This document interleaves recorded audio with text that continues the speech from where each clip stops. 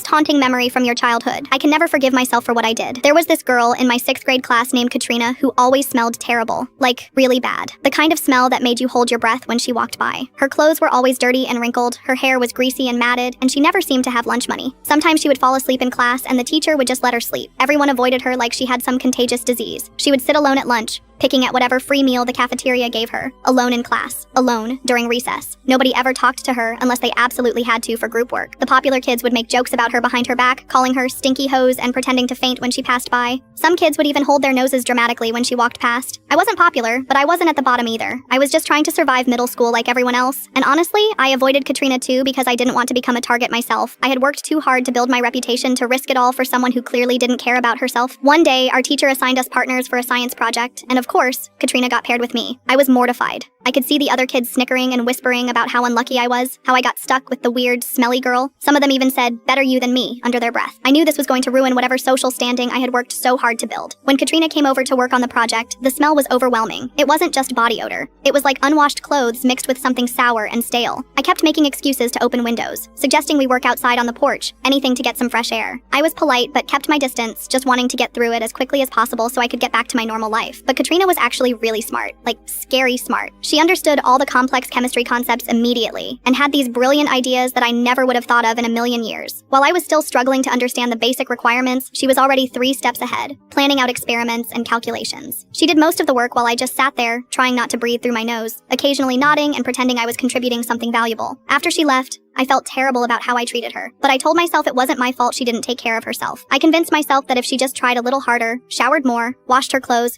maybe people would treat her better. I pushed down the guilt by blaming her for her own situation. The next week, something happened that changed everything. Katrina didn't come to school for 3 days straight, which was weird because she had perfect attendance. She was literally never absent, not even when other kids were homesick with the flu. On the 4th day, our principal came into our classroom during math and made an announcement that made my blood run cold and my stomach drop to the floor. She told us that Katrina had been removed from her home by Child Protective Services after a welfare check. Apparently, she had been living in a broken-down car with her mother in a Walmart parking lot. Her mom was severely addicted to drugs and couldn't take care of herself, let alone a child. They didn't have access to running water, electricity, or a place to shower. Katrina had been getting up at 5 a.m. every single day to walk 2 miles in the dark to a gas station bathroom just to try to clean up before school with paper towels and hand soap. Her mom would drop her off at school without breakfast and often completely forgot to pick her up, so Katrina would wait for hours outside in the cold and rain, sometimes until 8 or 9 p.m. The clothes she wore every day were the only ones she had, and she couldn't wash them anywhere. And our science project? She had specifically begged the teacher to be my partner because she thought I seemed kind. Instead, I spent the whole time making her feel worse about herself. I took all the credit for our project when we presented it to the class, even though she did literally everything. I never even said thank you. I'm a bad person. It's best to leave the world for good.